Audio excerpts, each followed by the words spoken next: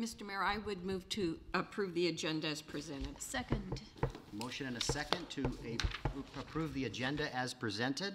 Is there any further discussion of this evening's agenda other than the length? All right, all in favor of approving the agenda, say aye. Aye. Any opposed? Hearing none, the agenda is approved. We are to our first citizen comment period, and that is for anything that is on this evening's agenda. There's a second period at the end for things not on the agenda. So anyone wishing to address the council, now is your time. Yes, Jerry. If you could just identify yourself for the record. I see a lot of new faces this evening. Hello, my name is Jerry Harmon, and I'm here to talk about the pilot program for the Downtown Overlay District. I went to the Planning Commission meeting Monday, I think it was last Monday, and I was really disappointed because the people that own property downtown, the people that have businesses downtown were all there. There was over 20 of them saying how good this program is, and yet most of the people of Port Orchard don't know a thing about it. And I know that there was an article in the paper, but very few of us get the paper. And something was asked about the 300, within 300 feet of it, and nothing had been sent out to those people, which in the past it has, so that they're at least aware of it. I am beginning to feel like I told some of the people here and the mayor that I come to all of the meetings, and yet I'm knowing less and less and less because you're handling everything in committees, and then you must be sending very detailed notes to one another, because when you make your presentations, most of you make very brief, short presentations, so we don't know much about what is happening in the meetings. And I'm really upset that the rest of us weren't told. I wouldn't even have known about the stakeholders. They were called in, and stakeholders are considered real estate agents or construction people, or maybe even the owners or the business owners. But the rest of us are stakeholders also. And I find it offensive that we don't hear about something until probably most of your minds are made up. All the rules and regs are already written down, and here we hear about it. If Mike Eliason hadn't said that he was one of the stakeholders and he was here upset one night, we wouldn't even have known that they had been invited to be part of all of this, but none of us are. And also when committees are made, they seem to be very one-sided for people that you know are pro. You never put any people that are not pro. I'm just upset with the council, and I would like to make a recommendation that all of your minutes that you share amongst each other from your committee meetings are also shared with the public as far as part of our minutes after each meeting has happened. Thank you. Thank you for your comments. Others wishing to comment this evening? Going once? Do you want to make sure they understand that we don't take... We are not going to take comment on any of the business items later this evening. So if anybody wishes, there are 2 public hearings, but it's surplusing equipment related to the water sewer and the budget that we will be taking comment on. But the other business items we will not take comment on later on this evening.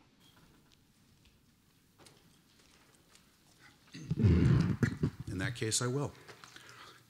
I would like to make some comments on the same item. I did attend the Planning Commission meeting also, and I do attend City Council meetings regularly and generally hear plenty of negative comments about what needs to be done about in Port Orchard. And when an opportunity arises and people say positive things about what needs to happen in Port Orchard, I think that should be noted, because people do come to make positive comments instead of the same people who are here making negative comments every City Council meeting. What I'd like to say about this pilot program is that I think it's a breath of fresh air. I think it's about time that the city gave the free market a chance to decide what's in their best interest. You can have all kinds of programs that put limitations on development to supposedly protect the city, and then what happens? Nothing. Here's an opportunity to see what the free market will decide, what's in their best interest, how their hard-earned dollars will be invested, and how they can decide how, what kind of a return they can likely get on their investment to justify the expense. So I'd like to encourage you to adopt this pilot program, and I think it's been well crafted and well thought out and worth your consideration. Thank you. Thank you for your comments. Others wishing to comment this evening? Yes. Please identify yourself for the record. Yeah, I am Brady Miller. I've lived in South Kitsap for 43 years. In fact, 40 years ago, I stood before the City Council and talked about the future of Port Orchard. And here I am again. Over the years, I saw many mayors, council people come through, ebbs and flow of the business downtown, including some more vibrant years in recent history. A few years ago, my wife and I decided to buy the Bay Street Bistro and invest in the culture of the community, as opposed to see another business close.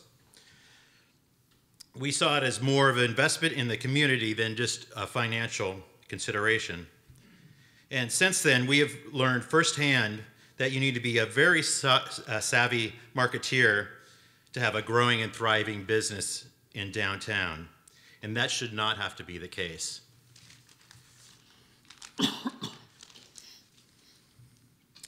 The people of this community deserve more. The people who invest in the city deserve more, and the residents deserve more. I've reviewed the plan set forth by the mayor and Nick Bond, and I commend their efforts. I feel the plan is balanced and provides a thoughtful approach to incentives and a reasonable amount of development.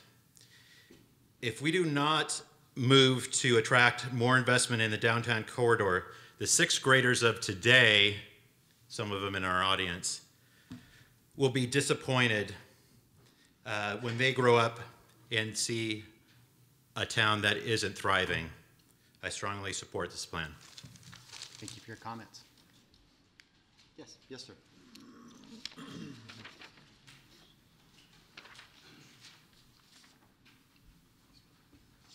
Good evening. Dave Baker is my name. Thank you. I just want to say about the same subject, the mixed use we have coming up. My wife and I moved here in 1980 when Port Orchard was a thriving, bustling downtown district. Made us proud, and we settled here. Unfortunately, over the years, we've watched downtown deteriorate into the point where it almost died. It's trying to get back up on its feet. We see this plan coming up as that shot in the arm that's really going to help us develop our downtown and become that jewel of Kitsap that we want to be. I believe in Port Orchard, and I believe in downtown so much that my wife and I have invested our time, effort in the last almost 5 years owning a business downtown. We're here for the overhaul. We're here for the long haul. We're hoping that you guys adopt this plan. I think it is the best thing for Port Orchard. Thank you. Thank you for your comments. Anyone else? Yes, sir.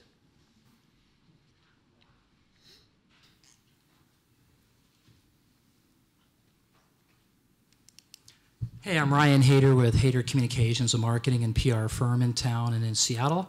And I'll be brief. I mean, I can speak with you for hours on what I think Port Orchard needs to do based on my travels and observations around the world. But this pilot program is a very low-risk program with a return for the greater good of Port Orchard. And I know there's people against it who may live downtown, but it's opportunity to bring people to the downtown area with great transportation, get them back and forth from Seattle, and this is a very simple option. I'm pretty impressed with what's happened. I appreciate that you put the effort into it. Thank you. Thank you for your comments. Yes?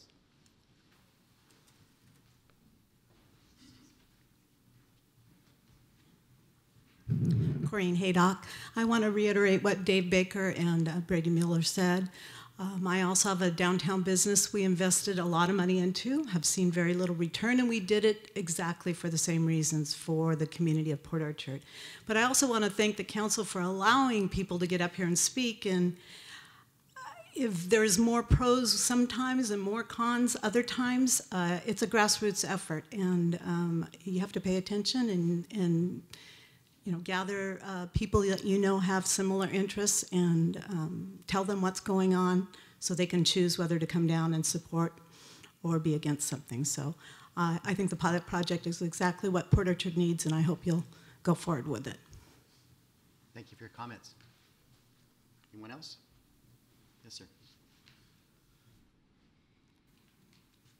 Ken Gambich, I'm a resident of Port Orchard. I also own a business in downtown Port Orchard. I support the pilot program, commend you for bringing it forward. I see very little downside in moving forward and a lot of upside, and which is exciting. Thank you. Thank you for your comments. Anyone else? Bobby, no, yes. Sorry, I couldn't see you back there, Bobby.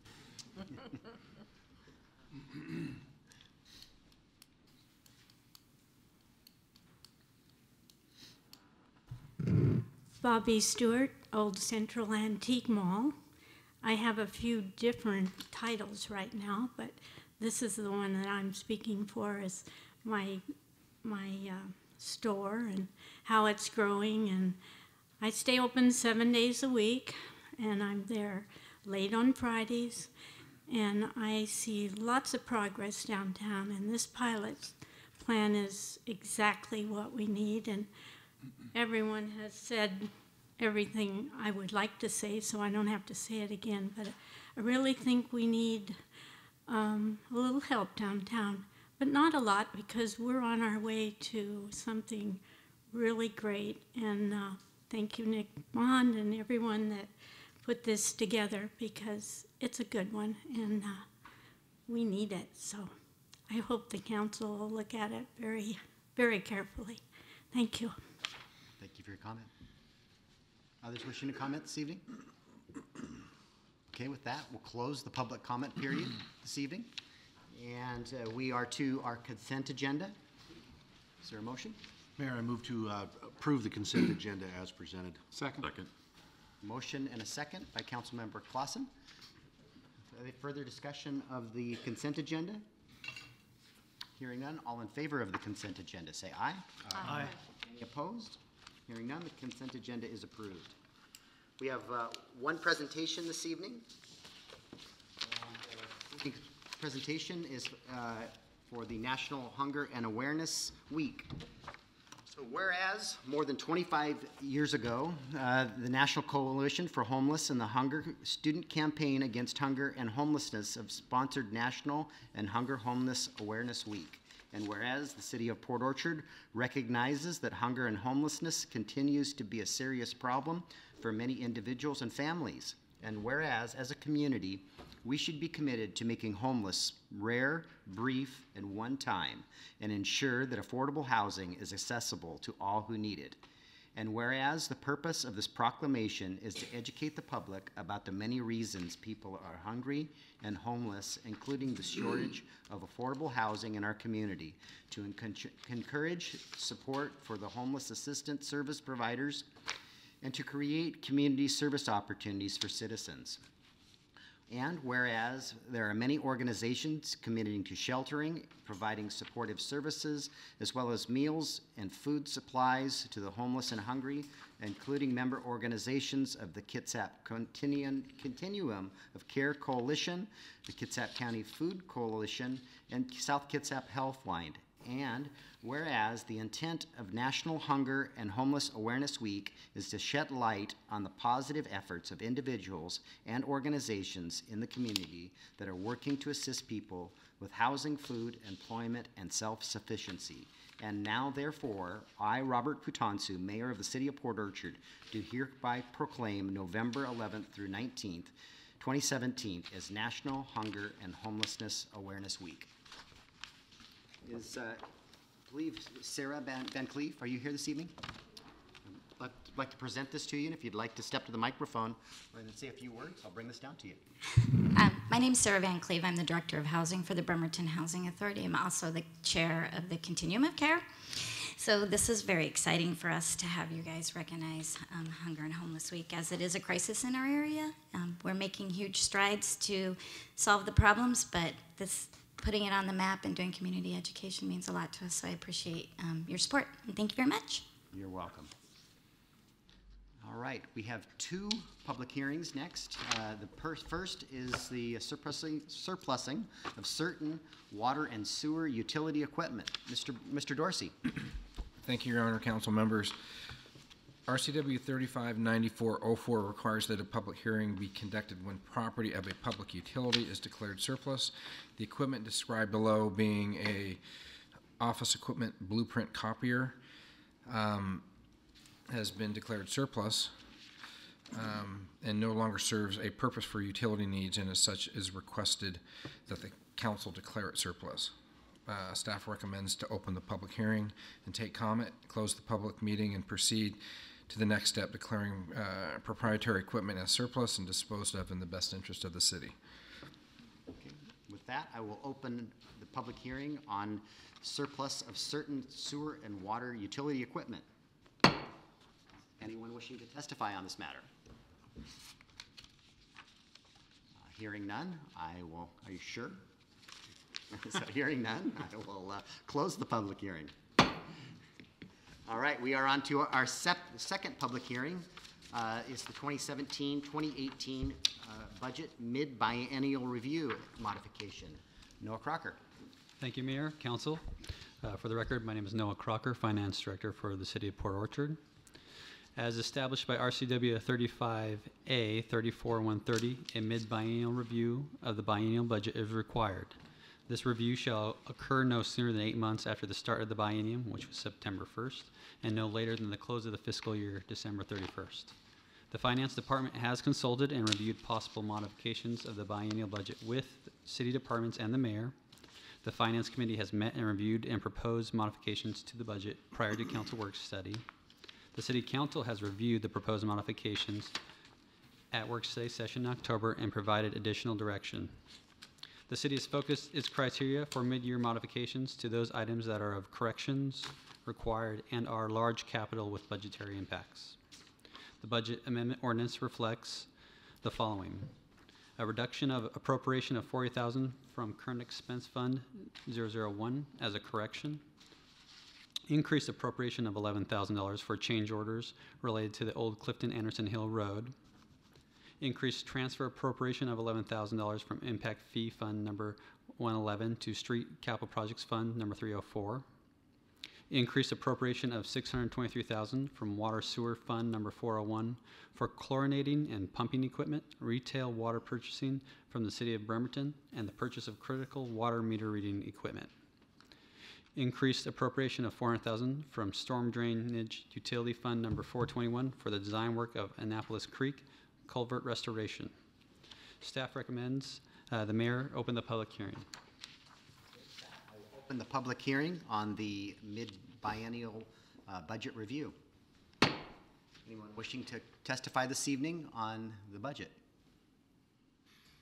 All right, hearing none, I will close the public hearing. We are going to go into a brief executive session, I hope no more than 10 minutes, and we'll be back out. We, pursuant to RCW 4030.110, two matters, one relating to real estate and the second relating to qualifications of an applicant. So we'll be back in a few minutes.